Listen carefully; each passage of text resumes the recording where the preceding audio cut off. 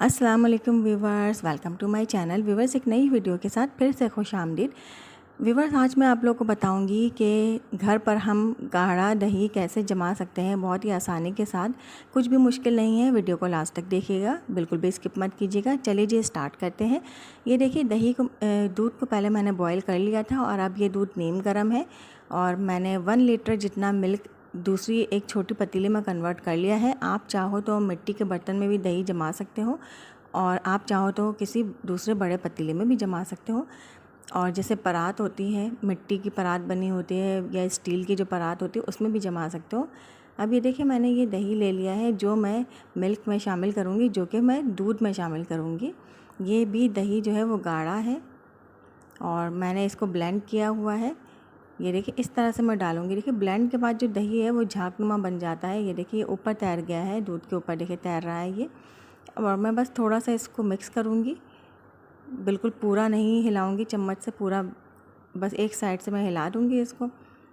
और इस तरह से अब मैं इसको ढक कर रख दूँगी 10 से 12 घंटों के लिए। और आपने जिस जगह पर पतीली रखी हुई है पहले से, उसी जगह पर आपने रहने देना है।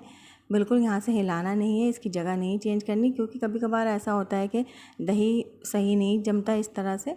अगर आप पतीली को या जिस बर्तन में दही जमा रहे हो वो अगर एक जगह से दूसरी जगह रखोगे तो ये देखिए, ये दही जो है जम चुका है बहुत आसानी के साथ, कुछ भी मुश्किल नहीं था इसमें। और ये देखिए, ऊपर ये नज़र आ रहा है ना, ये वही है दही जो ऊपर तैर गया था, जो झाग की तरह था, क्योंकि झाग जो इसका बनता है वो बहुत लाइट वेट होता है, तो वो ऊपर आ गया था। ये देखिए, वही आप देख सकते हैं इसके ऊपर। और दही की मैं थिकनेस आपको दिखा दूँगी कि किस तरह कितना ज़्यादा थिक है ये देखें। और ये देखिए, पानी बिल्कुल भी ऊपर नहीं आया, वरना बहुत से लोगों की शिकायत ये होती है कि दही पानी छोड़ देता है, लेकिन इसमें देखिए बिल्कुल भी पानी नहीं है।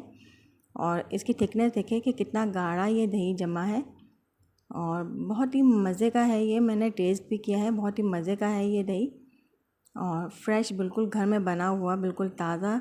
ये देखें, तो आप लोग भी इस तरह से घर पर दही जमा सकते हैं बहुत ही आसानी के साथ, चाहे गर्मी हो या सर्दी हो।